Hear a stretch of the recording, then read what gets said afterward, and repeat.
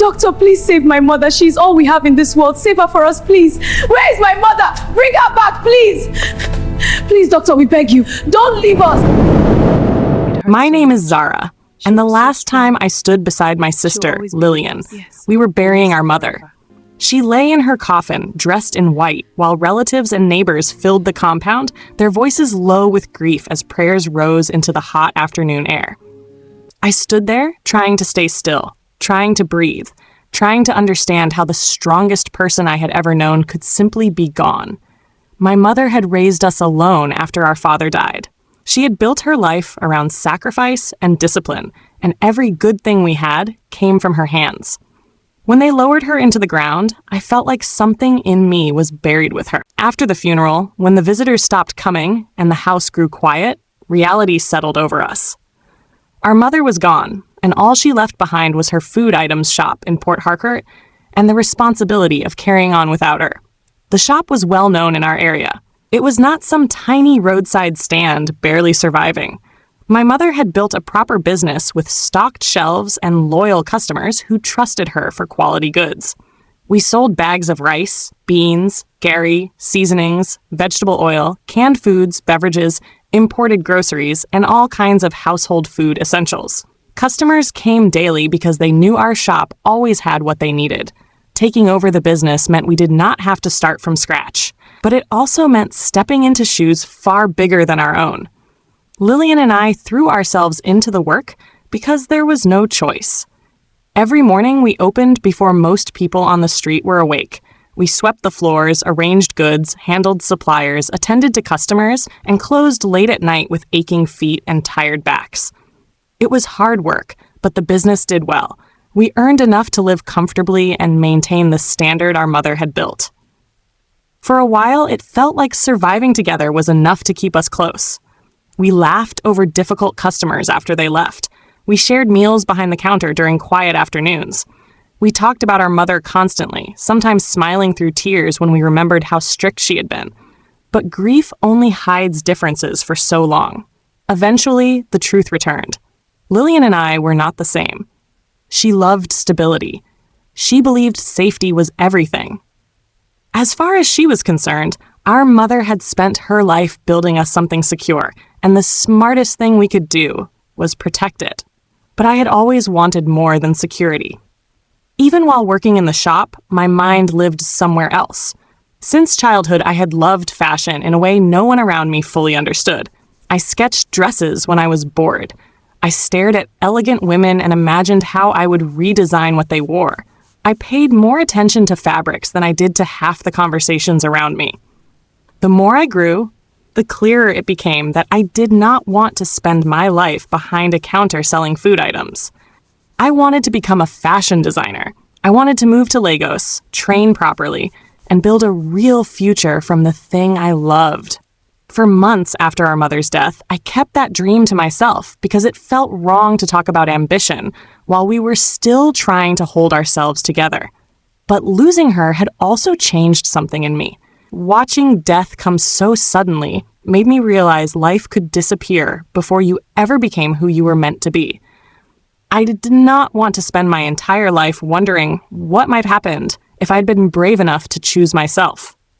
So one evening, after we closed the shop, I told Lillian the truth. I told her I wanted to leave Port Harcourt and move to Lagos. I told her I wanted to pursue fashion seriously and build something of my own. I explained that I needed help getting started and asked if she would agree to let me take part of my share from the business to relocate and survive until I found my footing. At first, she just stared at me. Then her expression changed. She looked at me as if I had said something offensive. She asked if I was serious. I said I had never been more serious in my life. She laughed once under her breath, but there was no humor in it. Then she said no. Just like that. No discussion, no consideration, no pause to even pretend she might think about it. I asked what she meant no. She said the business was all we had left and that she would not allow me to jeopardize it for some uncertain dream. I reminded her the business belonged to both of us now. She said ownership did not mean recklessness. I told her I was not asking to destroy the business, only to use part of what was mine to start my future. She said my future was right there in front of me. She pointed around the shop and said our mother had already given us what most people pray for: a stable business, good income, security. I told her that might be enough for her, but it was not enough for me. Her face hardened immediately. She asked what exactly was wrong with the life we had. I told her nothing was wrong with it, but it was not the life I wanted forever. I said I appreciated what our mother built, but I could not stay trapped in a life that did not fit me simply because it was safe.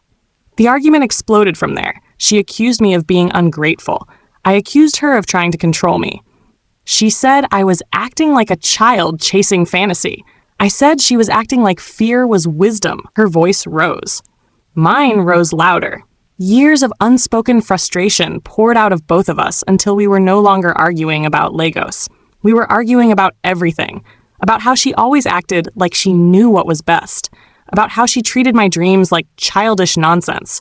About how I felt invisible every time she spoke, as though stability should matter more to me than happiness.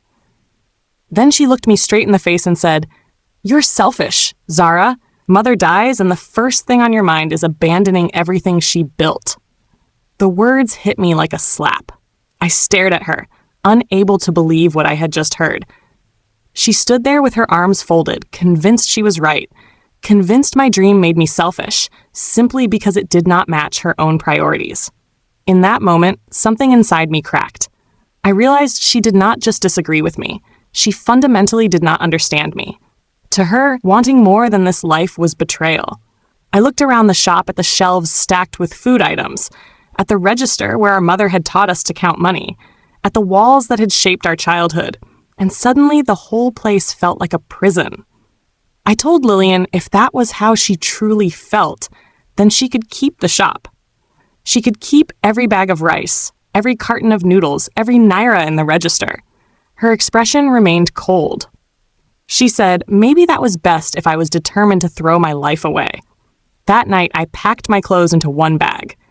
I barely slept.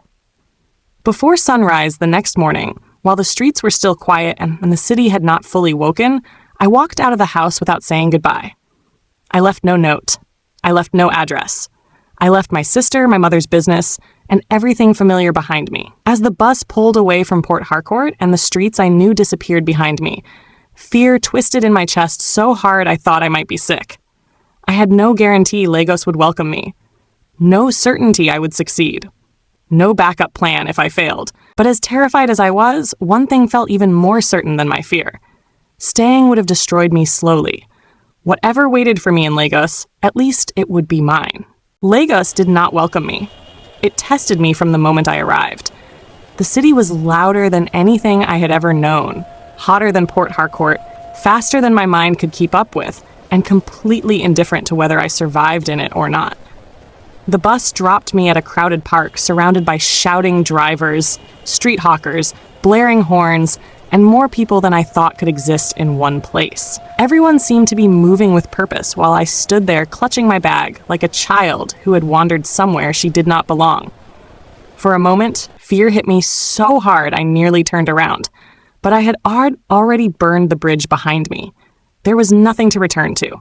The little money I had saved for myself before leaving did not stretch far. Within days, reality slapped me hard. Cheap accommodation in Lagos was not cheap to someone starting from nothing, and every landlord wanted money up front. I spent my first night squeezed into a tiny, overcrowded room, rented by a woman who let struggling girls stay there for a fee. The room smelled of sweat, damp clothes, and hopelessness. The mattress was thin, the fan barely worked, and privacy did not exist. I lay awake many nights staring at the ceiling, sweating in the heat, listening to strangers snore around me, wondering if I had made the biggest mistake of my life. But every time doubt rose in my chest, I remembered the look on Lillian's face when she called me selfish. I remembered the cold certainty in her voice when she said no. That memory hardened me.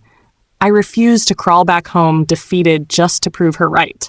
So I fought. I did whatever work I could find. I helped in market stalls, ran errands, cleaned, sold small things by the roadside, and took any honest job that put money in my hand.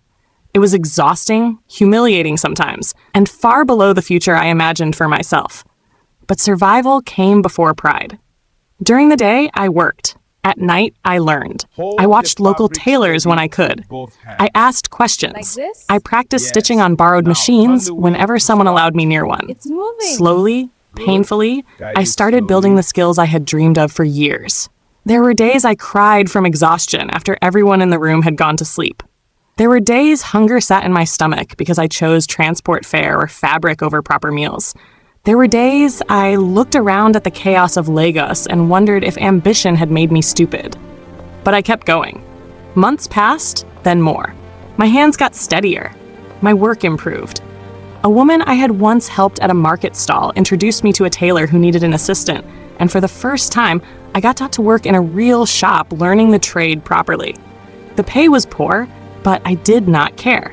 I paid attention to everything. I learned measurements, cuts, finishing, customer service, fabric sourcing, and the thousand small details that separated average work from excellence. I absorbed every lesson like someone starving. Before long, customers started noticing me. Some asked specifically for my help. Some praised my eye for style. It was not much, but it was enough to keep me going. Eventually, I saved enough to rent a tiny corner space for myself in a shared fashion plaza. It was barely bigger than a storage room, but it was mine. The day I hung my first designs there, my hands shook with pride. I had left home with one bag and no certainty. Now I had something of my own. It was small, but it was real. Slowly, customers came. 1 became 2. 2 became 5. Then referrals started. Women liked my designs. They liked how I paid attention to detail, how I listened, how I made them feel beautiful. My tiny business began to grow. It was not overnight success. It was years of struggle stitched together by stubbornness. But I was building something, and for the first time since leaving Port Harcourt, I allowed myself to believe I might actually make it. Through all of it, I never contacted Lillian. Pride stopped me at first, then pain did. Then too much time passed, and silence became easier than facing what had broken between us. Sometimes I wondered if she still searched for me. Sometimes I wondered if she hated me. Sometimes I missed her so much it physically hurt. But neither of us reached out. We became strangers connected only by blood and memory. While I was building my life in Lagos, Lillian was building hers too, though I knew none of it then. I did not know she had expanded the shop. I did not know she had turned our mother's business into something bigger. I did not know she had met a man named Mark and married him quietly. I did not know she had created an entire life while I was gone. Because Lillian had always been private. Even when we were close, she never liked people inside her business. She shared little, trusted few, and kept her personal life separate from everyone around her. So while I fought through Lagos believing I had cut myself off from the only family I had left, my sister was living an entirely different life just hours away. And somewhere inside that life was the man who would destroy what remained of us both. Mark was the kind of man women noticed immediately. Tall, dark-skinned, handsome in the polished way that came from money and confidence, he carried himself like someone used to being admired. He wore expensive watches, drove nice cars, and smiled like the world existed for his amusement. To the outside world, he looked like the perfect husband for a woman like Lillian, successful, respectable, polished. But appearances can lie beautifully. Behind closed doors, Mark was not the man people thought he was. He liked attention too much. He liked women too much. He liked the thrill of being desired by people who did not know he belonged to someone else. He lived 2 lives with the ease of a man who believed consequences were things that happened to other people. And one night, years after I had left Port Harcourt and built a life from nothing, Mark walked into a lounge in Lagos where fate finally decided to laugh at all of us. I had gone there reluctantly with a friend who insisted I needed to stop working and enjoy myself for once. I almost did not go. I almost stayed home to finish a client order. But for once, I let myself be dragged out. I wore a fitted black dress, styled my hair, and allowed myself one rare evening of relaxation. The music was loud, the lights low, the room full of perfume and laughter and expensive nonsense. I was standing at the bar when I felt someone's eyes on me. I turned. And there he was, tall, dark, handsome, watching me with a kind of confidence that said he was used to getting what he wanted. He smiled, walked over, introduced himself simply as Mark. In that moment, he was just a stranger, a charming man in a Lagos lounge with no past, no consequences, and no reason for me to suspect that fate had just stepped directly into my life, wearing a smile. By the end of that night, I would follow him somewhere I never should have gone. And neither of us knew that one reckless choice was about to destroy far more than just our peace. Mark bought me a drink and smiled like a man who had never heard the word no in his life. There was something dangerously effortless about him, the kind of confidence that made women lower their guard before they realized they were doing it. He was charming without trying too hard, polished without seeming rehearsed, and handsome in the sort of way that made people stare when he entered a room.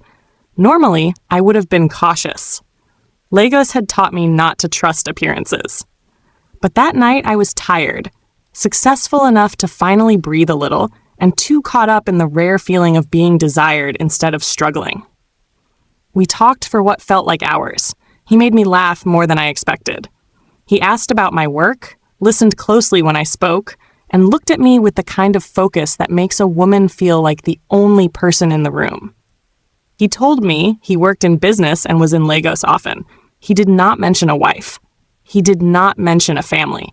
He did not mention anything that would have made me walk away. By the time the night deepened and people around us began leaving in pairs and groups, the tension between us had become impossible to ignore.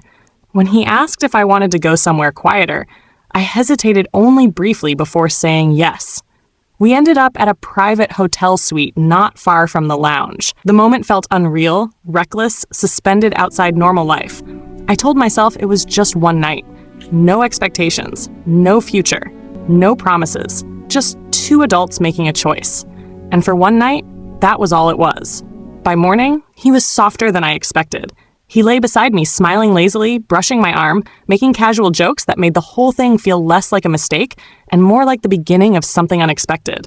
He asked for my number. I gave it to him. He kissed me before leaving and said he would call. For the first few days, he did. He texted often, called late at night, sent playful messages that made me smile when I was working. He visited my stall once under the excuse of wanting to see where I worked and left impressed by what I had built. He said he admired women who created their own success. He said I was different from anyone he had met. And though part of me knew men often said what women wanted to hear, another part of me wanted to believe him. After years of hardship, loneliness, and sacrificing everything to build my life, it felt good to let someone in. But as quickly as it began, things changed. His calls became less frequent. His replies grew slower. Excuses replaced effort. He was busy. He was traveling. He had work pressure.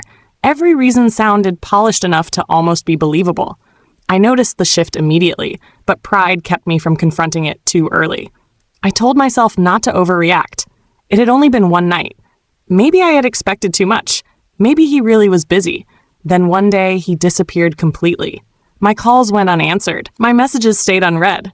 The man who had once acted captivated by me vanished like smoke. At first, I was angry, then embarrassed, then disgusted with myself for caring. I told myself to move on. Men lied. Men disappeared. It was not the first time in history someone had been foolish enough to trust charm. I buried myself in work and tried to forget him. Then weeks later, my body began changing. At first, it was small things. Fatigue, nausea, strange cravings. My cycle delayed. I ignored it longer than I should have because some truths feel dangerous the moment you suspect them. But eventually, fear pushed me to buy a test. I sat alone in my bathroom staring at the result with my heart pounding so violently it felt like it might burst. Pregnant. My entire body went cold. I took a second test just to be sure. Same result. I sat there for what felt like forever, unable to move, unable to think clearly, staring at the small plastic stick that had just shattered the life I thought I understood. I was pregnant by a man who had vanished, a man I barely knew, a man who likely had no intention of ever seeing me again. Panic came in waves. I thought about my business, my future, my reputation, the child growing inside me, and the fact that I had absolutely no idea what to do next. But beneath the panic was something harder. Anger. Mark had done this and disappeared like I meant nothing. He had pursued me, lied to me, slept with me, then vanished without consequence while I sat alone holding the aftermath of his choices in my hands. No, he would not get to walk away that easily. I called him over and over. Nothing. I texted. No response. I reached out from another number. Still nothing. It was as if he had erased himself. For days I swung between rage and fear until finally anger won. If Mark would not come to me, I would go to him. I still had enough information from our conversations to start tracing him. He had once mentioned the area he stayed in when in Port Harcourt. He had once let details slip about places he frequented. Piece by piece, I gathered what I could and began searching. It took time. It took effort. But eventually, I found him. I stood outside a beautiful house in Port Harcourt, staring at the gate with my pulse hammering in my ears. The place was larger than I expected. Elegant, expensive, quiet in the way wealthy homes often are. I remember standing there thinking maybe I had made a mistake. Maybe this was the wrong address. Maybe I had followed bad information. But deep down, I knew. I knew before I even rang the bell. A house girl opened the gate first and asked who I wanted to see. I told her Mark. She hesitated, then disappeared inside. Moments later, I heard footsteps approaching. The front door opened, and my entire world stopped. Standing there in the doorway was Lillian, my sister. My sister wearing expensive home clothes, her hair neatly styled, her face calm until her eyes met mine, and every ounce of color drained from it. For several seconds, neither of us moved. Neither of us breathed. We just stared at each other in frozen disbelief as my brain struggled to make sense of what my eyes were seeing. Then I heard another voice behind her. Mark's voice. Casual. Unaware. He walked toward the door, asking who it was. And the moment he stepped into view, the entire universe seemed to tilt beneath my feet. He froze instantly. His face lost all color. His eyes darted from me to Lillian and back again. In that single unbearable second, every piece of truth slammed together. The man who had slept with me, the husband my sister had secretly married, the family she had built in private, the reason he had vanished, the reason fate had dragged me all the way to this house. My stomach turned so violently I thought I might collapse. Lillian looked from Mark to me, confusion shifting rapidly into dawning horror as the silence itself began telling her the truth before either of us spoke a word. And when realization finally settled into her face, I knew in that moment that nothing would ever be the same again. The silence that followed felt heavier than any scream. Lillian stood frozen in the doorway, staring at me as if her mind refused to accept what her eyes were seeing. Mark remained behind her, pale and rigid, his entire body locked in panic. For a long second, no one spoke. Then Lillian turned slowly toward him. Who is she? Her voice was calm, but I knew my sister well enough to hear the danger buried beneath it. Mark opened his mouth, closed it, then looked at me with desperate fear. That was all Lillian needed. Her face changed instantly. The confusion vanished. In its place came a cold understanding that made even me step back. No, she whispered. No. I could barely breathe. My throat tightened as the words finally forced themselves out. Lillian, I didn't know. Her eyes snapped to mine, searching my face for lies. You didn't know what? She asked. Tears burned my eyes. I didn't know he was your husband. The air seemed to leave the world. Lillian's face twisted with pain so sharp it almost broke me. She staggered backward one step, then looked at Mark again as if seeing him clearly for the first time. Tell me she's lying, she said. Mark rushed forward instantly. Baby, listen to me. Tell me she's lying, she screamed. Her voice echoed through the house so violently that even the staff inside froze. Mark stammered, reaching for her, but she slapped his hand away before he could touch her. How long? She demanded. He said nothing. That silence was enough. Lillian laughed once, but it was not laughter. It was the sound a person makes when their heart breaks too suddenly for tears. How long? She repeated. Mark swallowed hard. It was a mistake. Lillian stared at him. Then she turned toward me, eyes red, face trembling. Why are you here? I could barely force the words out. Because I'm pregnant. The room went dead. Even the air felt stolen. Mark's head snapped toward me so violently I thought his neck might break. Lillian simply stared. Her expression emptied. She looked from me to him and then back again, and I watched something inside her die in real time. Mark rushed toward me. What? He shouted. What are you talking about? I flinched at the sudden volume. I'm pregnant, Mark. He looked horrified, not confused, not surprised, horrified, as if the child itself were a disaster, not the choices that created it. Lillian took one slow breath, then another. Her entire body became still. The kind of stillness that comes before something dangerous. Get out, she said quietly. Mark blinked. Baby, get out of my sight. Let me explain. Get out! She screamed so loudly the walls shook. Mark stepped back in shock. She pointed toward the gate without looking at him. Leave this house before I make sure you regret stepping into my life. He tried once more. Lillian, please. Out! He looked between both of us, realizing there was no saving the moment, then slowly backed away. For the first time since I had met him, Mark looked small, weak, afraid. He left without another word. The door slammed behind him. Then it was just me and my sister. Two sisters standing in the ruins of something neither of us had imagined could break this way. I began crying first. Lillian, I swear to you, I didn't know. She raised her hand. Stop. Her voice was quiet again. Too quiet. Just stop.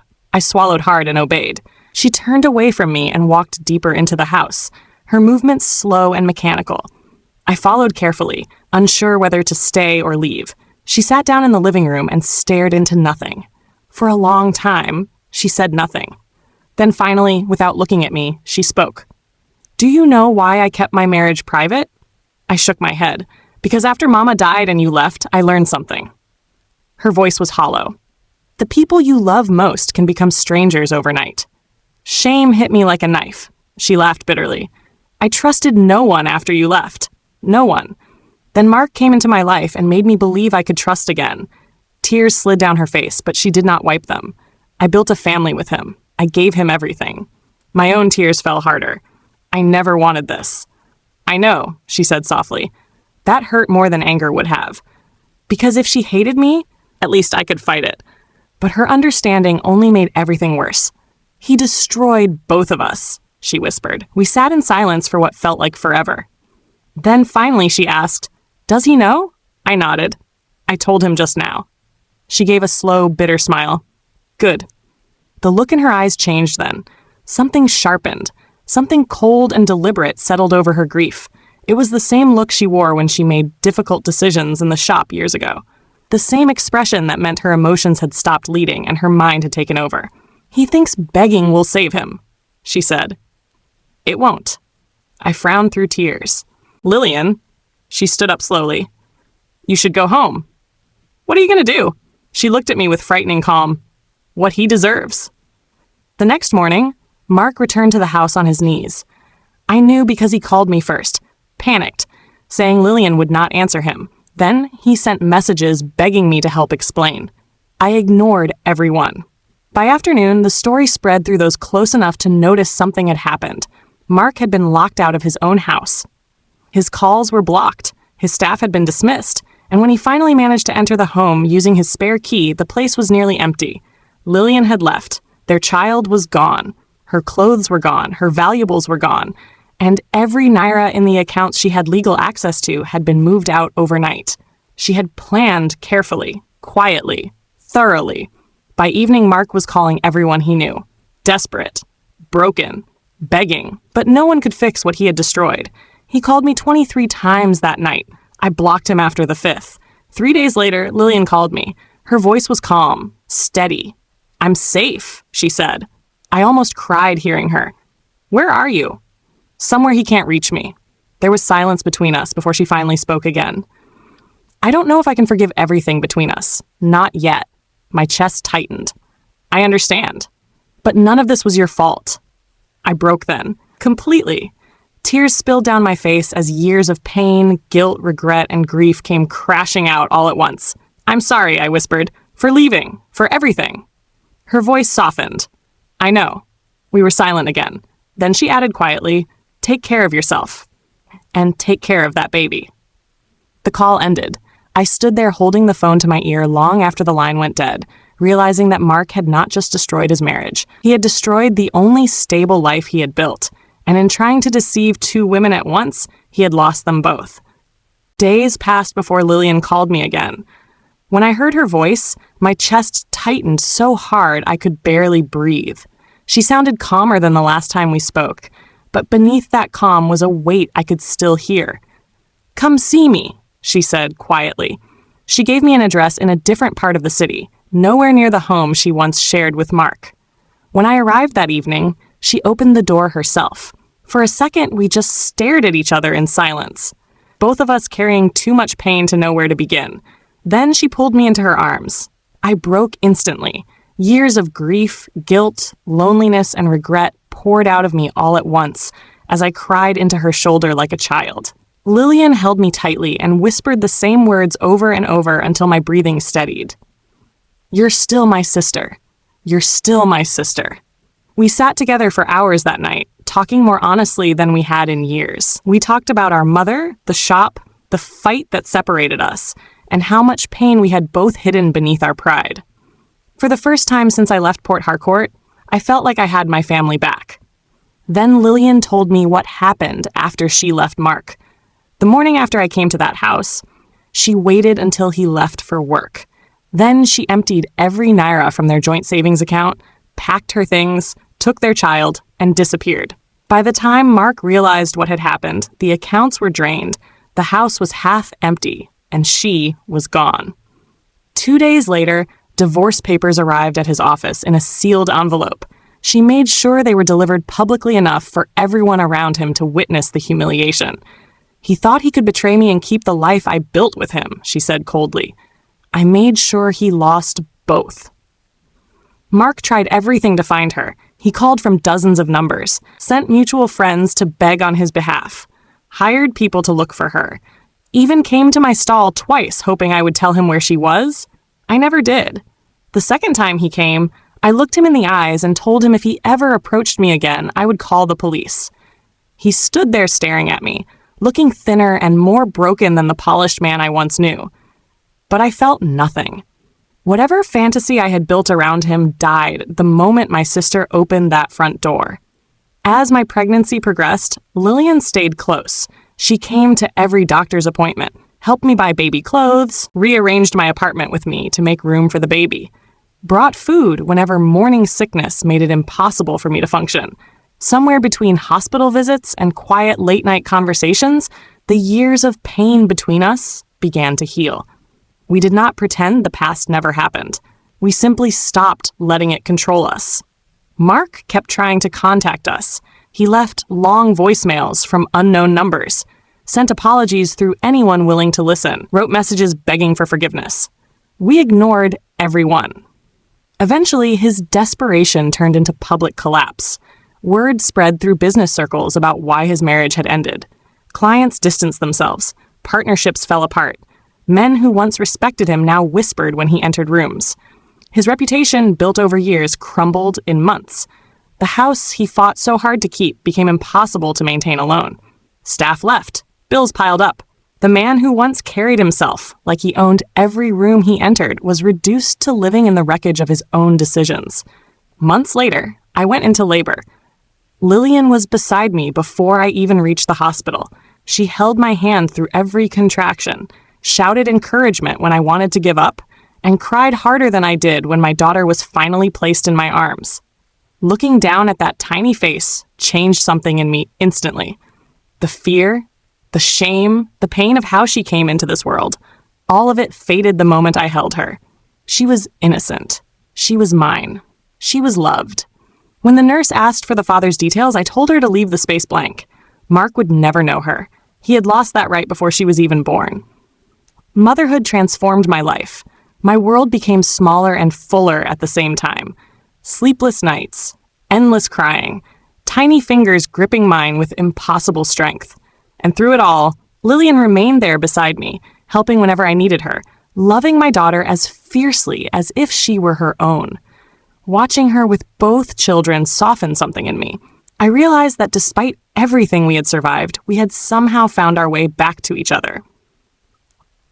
One afternoon, while we sat together watching the children nap, Lillian spoke quietly. Maybe losing him was the best thing that ever happened to us. I looked at her and understood exactly what she meant, because if Mark had never betrayed us, the truth might never have come out. We might have remained strangers forever, two sisters separated by old wounds and stubborn pride. Instead, His lies destroyed the false peace we had been living in and forced us to face everything we had buried, forced us to heal, forced us back into each other's lives. The last I heard of Mark came months later through someone who still knew him. He had lost nearly everything. His business had collapsed under financial pressure and damaged reputation. His home was gone. His friends had distanced themselves. The woman he betrayed his family for had vanished from his life almost as quickly as she appeared. He was alone now, renting a smaller apartment far beneath the standard he once flaunted. According to the person telling me, he still spoke about Lillian and me constantly, still said losing us was the greatest mistake of his life. I believed him, because some mistakes cost more than money. Some mistakes cost legacy. Some mistakes cost family. Some mistakes cost everything. I once believed that meeting Mark ruined my life, but looking back now, I understand something different. He did not ruin my life. He destroyed the illusion I was living in. He exposed what was broken long before he entered the picture. And in doing so, he forced me and my sister to rebuild something stronger than what we lost. He thought betrayal would leave him with 2 women fighting over him. Instead, it left him with nothing. And the 2 women he tried to destroy, we built a better life without him.